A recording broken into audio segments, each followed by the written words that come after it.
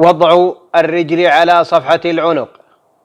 أخبرنا إسماعيل بن مسعود قال حدثنا خالد عن شعبة قال أخبرني قتادة رحم الله الجميع قال سمعت أنسا رضي الله عنه قال ضحى رسول الله صلى الله عليه وسلم بكبشين أملحين أقرنين يكبر ويسمي، ولقد رأيته يذبحهما بيده واضعا على صفاحهما قدمه.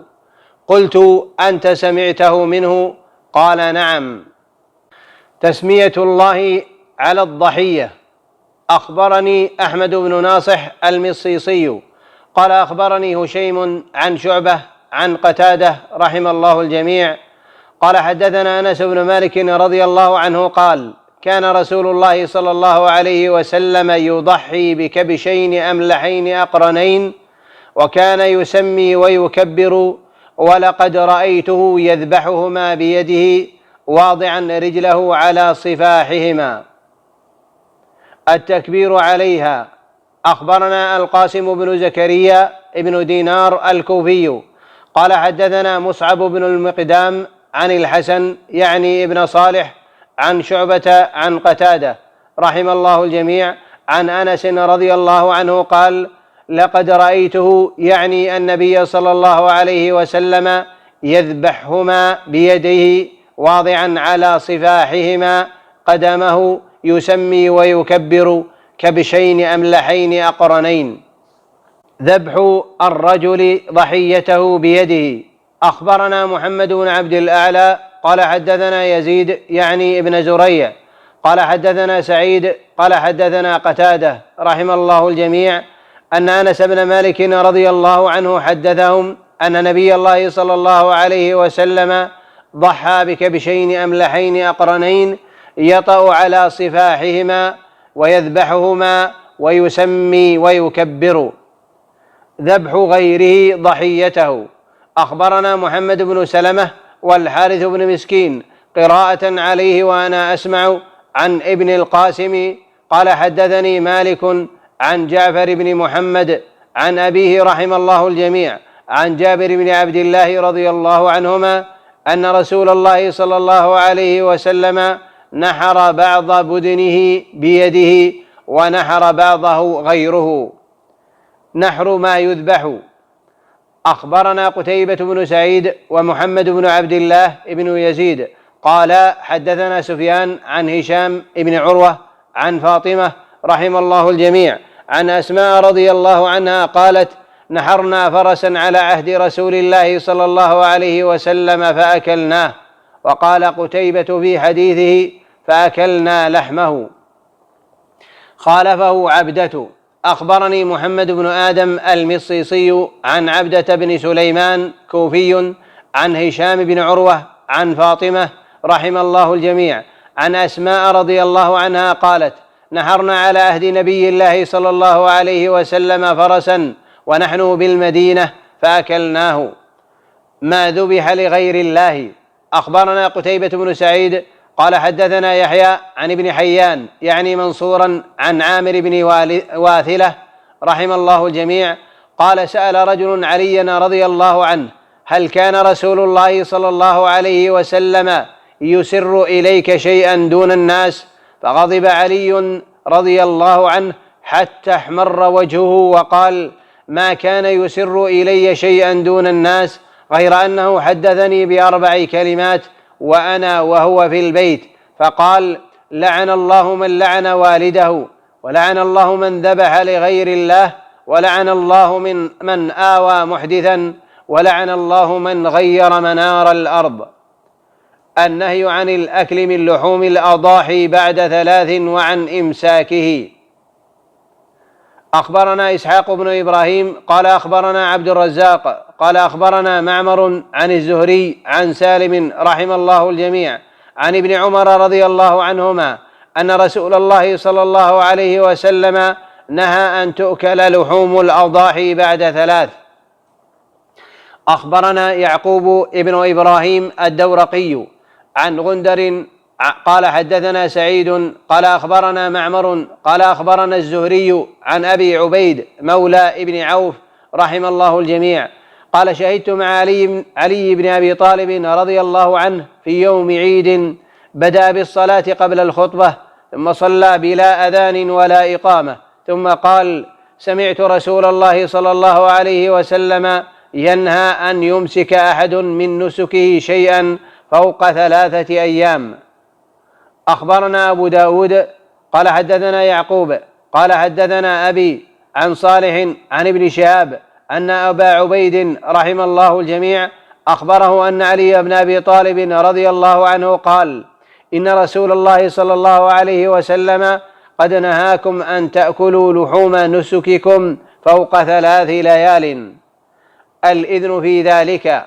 أخبرنا محمد بن سلمة والحارث بن مسكين قراءة عليه عن ابن القاسم قال حدثني مالك عن أبي الزبير رحم الله الجميع عن جابر بن عبد الله رضي الله عنهما أنه أخبره أن رسول الله صلى الله عليه وسلم نهى عن أكل لحوم الضحايا بعد 3، ثم قال: كلوا وتزودوا وادخروا.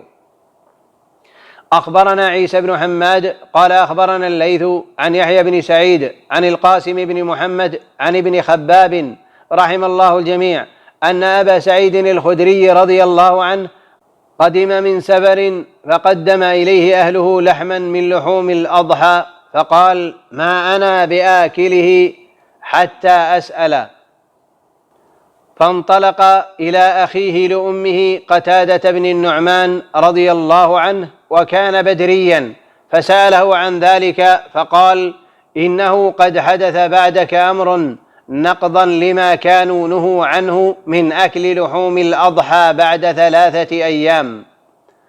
أخبرنا عبيد الله بن سعيد قال حدثنا يحيى عن سعد بن إسحاق قال حدثتني زينب هي زينب بنت كعب بن عجرة رحم الله الجميع عن أبي سعيد الخدري رضي الله عنه أن رسول الله صلى الله عليه وسلم نهى عن لحوم الأضاحي فوق 3 أيام، فقدم قتادة بن النعمان رضي الله عنه وكان أخا أبي سعيد لأمه وكان بدريا، فقدموا إليه قال: أليس قد نهى عنه رسول الله صلى الله عليه وسلم؟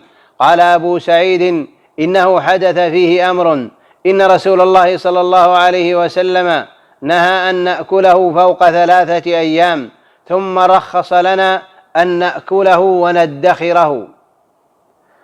أخبرنا عمرو بن منصور قال حدثنا عبد الله بن محمد النفيلي قال حدثنا زهير وأخبرني محمد بن معدان قال حدثنا الحسن بن أعين قال حدثنا زهير قال حدثنا زبيد عن محارب بن دثار عن ابن بريدة رحم الله الجميع عن أبيه رضي الله عنه قال رسول الله صلى الله عليه وسلم: إني كنت نهيتكم عن 3: عن زيارة القبور فزوروها ولتزدكم زيارتها خيرا، ونهيتكم عن لحوم الأضاحي بعد 3 فكلوا منها وأمسكوا ما شئتم، ونهيتكم عن الأشربة في الأوعية فاشربوا في أي وعاء شئتم ولا تشربوا مسكرا وأمسكوا. لم يذكر محمد وأمسكوا. أخبرنا العباس بن عبد العظيم عن الأحوص بن جواب عن عامر بن رزيق عن أبي إسحاق عن الزبير بن عدي عن ابن بريدة رحم الله الجميع عن أبيه رضي الله عنه قال: قال رسول الله صلى الله عليه وسلم: إني كنت نهيتكم عن لحوم الأضاحي بعد 3 وعن النبيذ إلا في سقاء وعن زيارة القبور، فكلوا من لحوم الأضاحي ما بدا لكم وتزودوا وادخروا، ومن أراد زيارة القبور فإنها تذكر الآخرة، واشربوا واتقوا كل مسكر. الادخار من الأضاحي.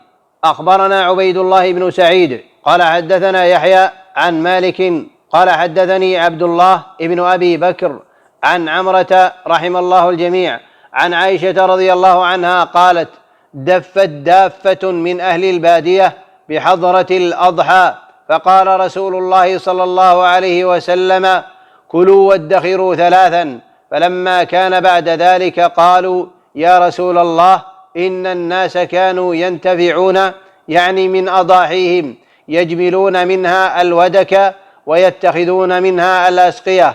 قال: وما ذاك؟ قال: الذي نهيت عن إمساك لحوم الأضاحي. قال: إنما نهيت للدافة التي دفت، فكلوا وادخروا وتصدقوا. أخبرنا يعقوب ابن إبراهيم عن عبد الرحمن عن سفيان عن عبد الرحمن هو ابن عابس عن أبيه رحم الله الجميع قال: دخلت على عائشة رضي الله عنها فقلت: أكان رسول الله صلى الله عليه وسلم ينهى عن لحوم الأضاحي بعد 3؟ قالت: نعم، أصاب الناس شدة فأحب رسول الله صلى الله عليه وسلم أن يطعم الغني الفقير، ثم لقد رأيت آل محمد صلى الله عليه وسلم يأكلون الكراع بعد 15. قلت: مما ذاك؟ فضحكت. قالت: ما شبع آل محمد صلى الله عليه وسلم من خبز مأدوم 3 أيام حتى لحق بالله. أخبرنا يوسف بن عيسى المروزي قال: أخبرنا الفضل بن موسى قال: حدثنا يزيد وهو ابن زياد ابن أبي الجعد عن عبد الرحمن بن عابس رحم الله الجميع عن أبيه قال: سألت عائشة رضي الله عنها عن لحوم الأضاحي. قالت: كنا نخبأ الكراع لرسول الله صلى الله عليه وسلم شهرا ثم يأكله. أخبرنا سويد بن نصر قال: أخبرنا عبد الله يعني ابن المبارك عن ابن عون عن ابن سيرين رحم الله الجميع عن أبي سعيد رضي الله عنه قال: نهى رسول الله صلى الله عليه وسلم عن إمساك الأضحية فوق 3 أيام، ثم قال: كلوا وأطعموا. ذبائح اليهود. أخبرنا يعقوب ابن إبراهيم قال: حدثني يحيى بن سعيد عن سليمان بن المغيرة قال: حدثنا حميد بن هلال رحم الله الجميع قال: حدثنا عبد الله بن مغفل رضي الله عنه قال: دلي جراب من شحم يوم خيبر فالتزمته فقلت: لا أعطي أحدا منه شيئا، فالتفت فإذا رسول الله صلى الله عليه وسلم يتبسم. ذبيحة من لم يعرف. أخبرنا إسحاق بن إبراهيم قال: أخبرنا النضر بن شميل قال: حدثنا هشام بن عروة عن أبيه رحم الله الجميع عن عائشة رضي الله عنها أن ناسا من الأعراب كانوا يأتون رسول الله صلى الله عليه وسلم بلحوم، فقالوا لرسول الله صلى الله عليه وسلم: إن ناسا من الأعراب يأتون بلحم ولا ندري أذكر اسم الله عليه أم لا، فقال رسول الله صلى الله عليه وسلم: اذكروا اسم الله وكلوا.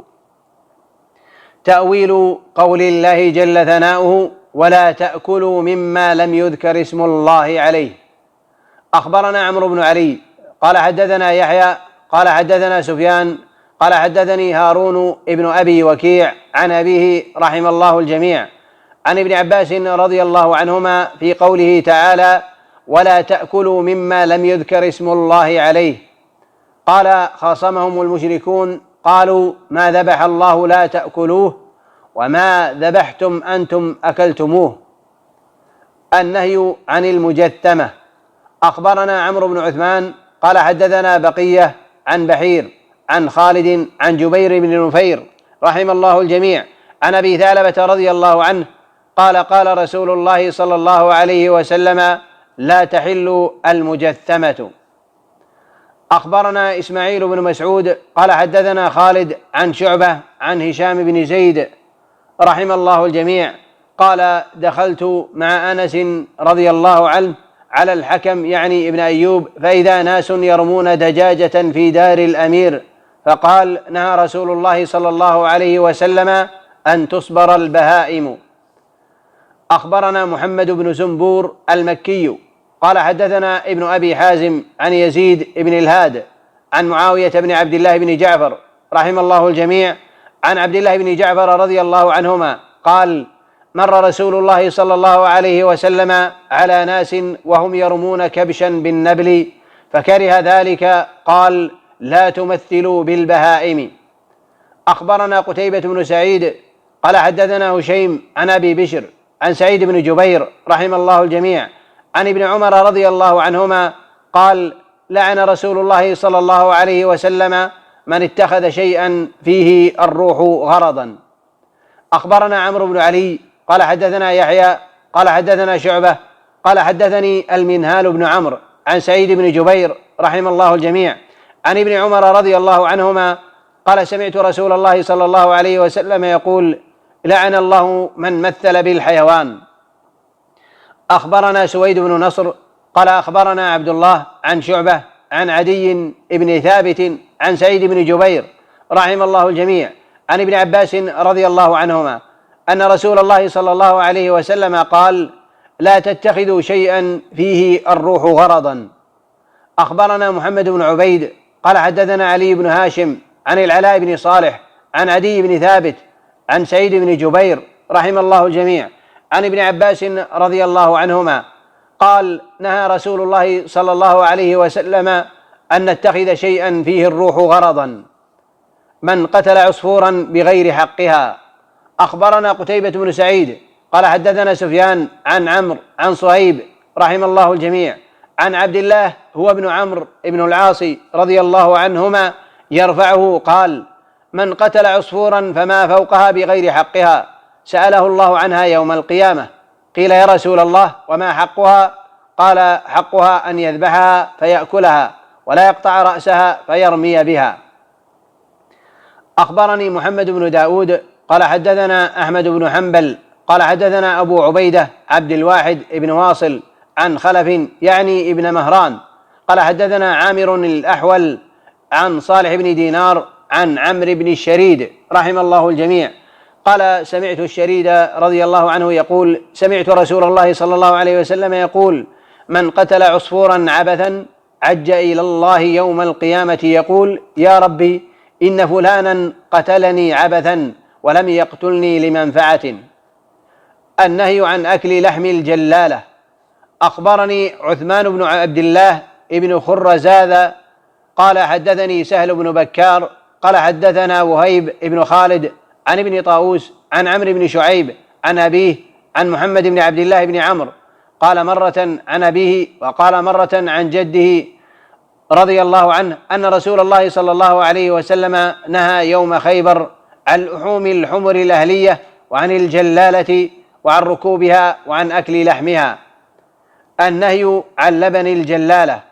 أخبرنا إسماعيل بن مسعود قال حدثنا خالد قال حدثنا هشام قال حدثنا قتادة قال حدثنا عكرمة رحم الله الجميع عن ابن عباس رضي الله عنهما قال: نهى رسول الله صلى الله عليه وسلم عن المجثمة ولبن الجلالة والشرب من في السقاء.